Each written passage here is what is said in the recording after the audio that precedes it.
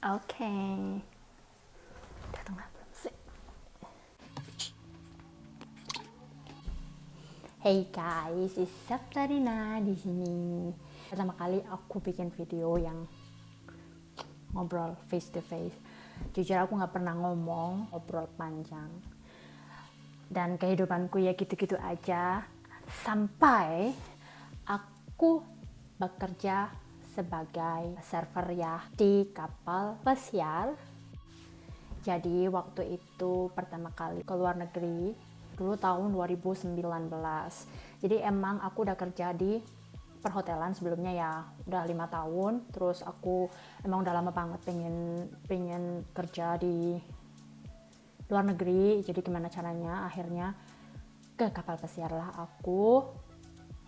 Sebenarnya apa ya motonya dulu itu, aku pengen ke luar negeri,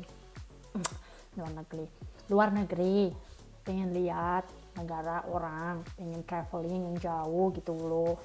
Soalnya di rumah tuh apa ya, di desa tuh nggak ada apa-apa guys. Aku tuh kayak orang desa yang pengen banget lihat kota gitu loh. Dan udah di kotanya aku pengen keluar negeri. Siapa sih yang nggak mau ke luar negeri, ya kan?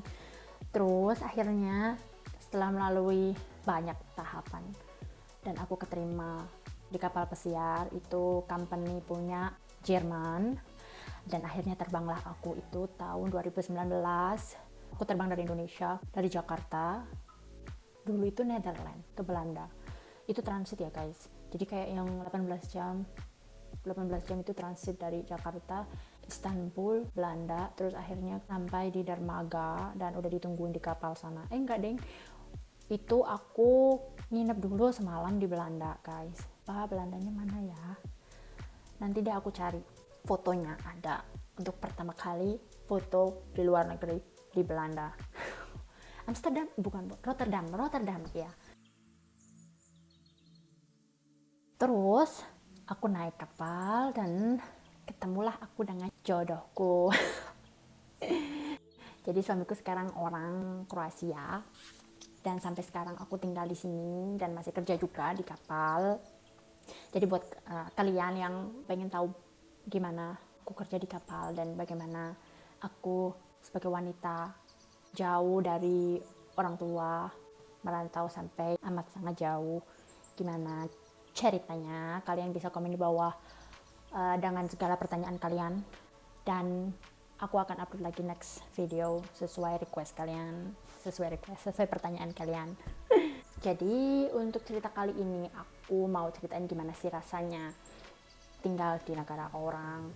Jadi gimana sih kesannya pertama kali aku lihat negara orang. Jadi pertama kali itu ada di Belanda. Itu bagus banget sih guys. Kalau Belandanya aku nggak bisa ngomong banyak, tapi emang bagus. Oh, jalannya gede banget.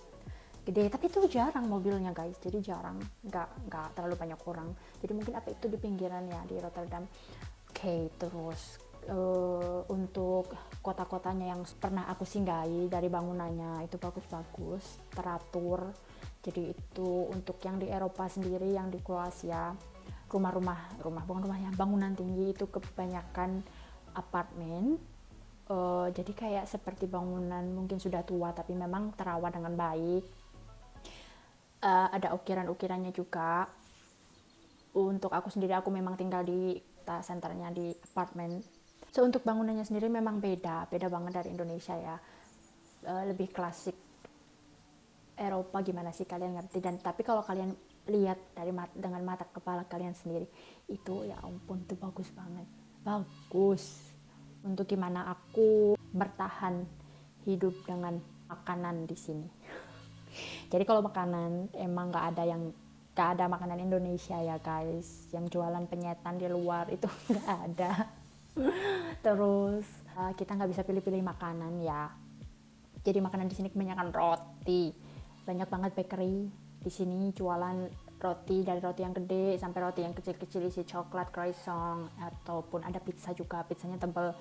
Paling di sini makanannya ada sosis, tapi di sini namanya cevapi.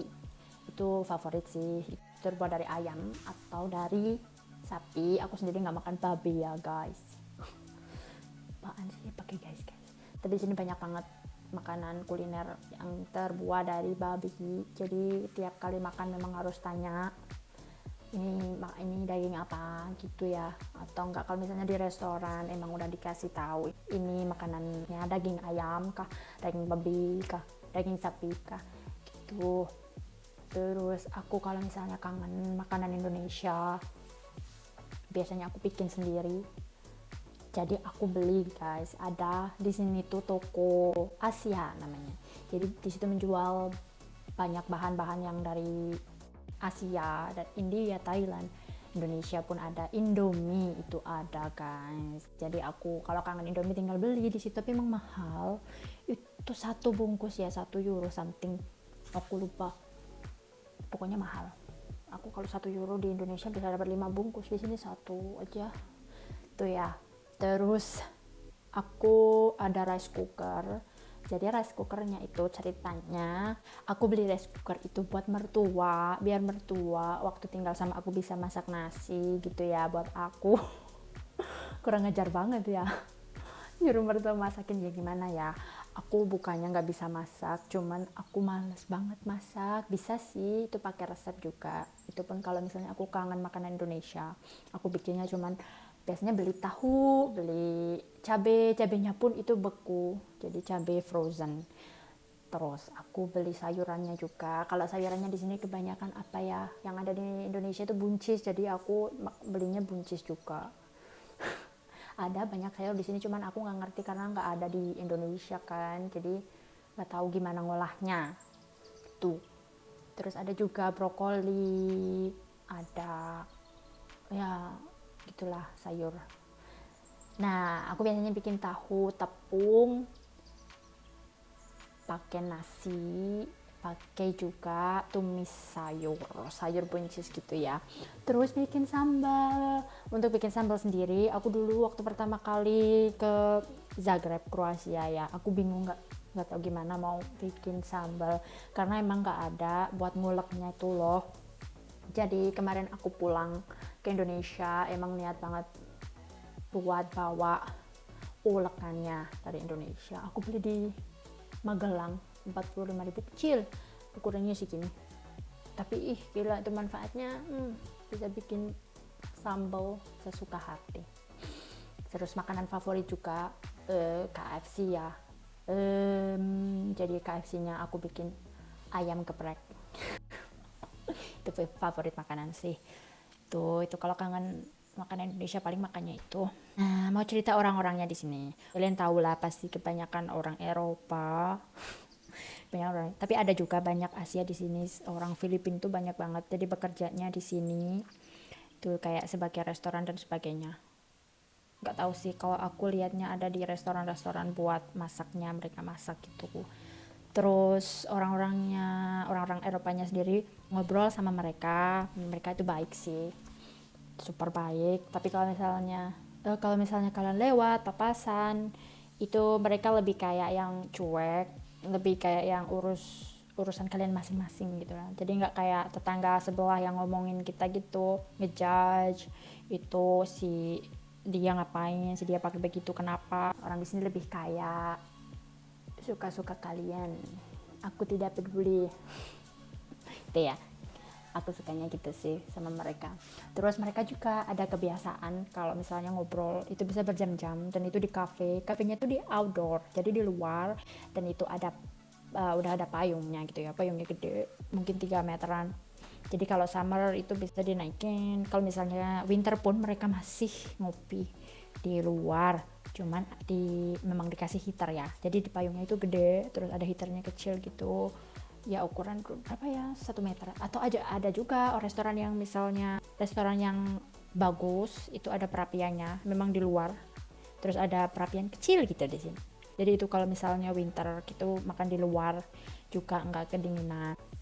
Jadi di setiap kursi memang dikasih selimut buat para tamu, kalau misalnya kedinginan itu cukup sih buat cover badan. Dan memang hangat itu yang terbuat dari bulu apa kok terbuat dari itu ya, itulah. Jadi apalagi aku mau ngomong apa lagi ya, itu dulu sih vlognya hari ini. Jadi untuk next videonya mungkin aku minta tolong dari kalian untuk komen di bawah, kalian pengen tahu tentang apa, gimana kehidupan keseharian Satarina, atau kalian mau tahu gimana seorang wanita bekerja di kapal pesiar. Dan aku memang masih kerja di sana, masih nunggu jadwal selanjutnya. Itu pun nanti suatu hari aku akan bikin video gimana aku bekerja di kapal. Oke, jadi segitu aja dulu. Jangan lupa komen, dan kalau misalnya kalian memang suka dengan kontennya, please subscribe dan tolong like juga, akan sangat membantu. Terima kasih, bye.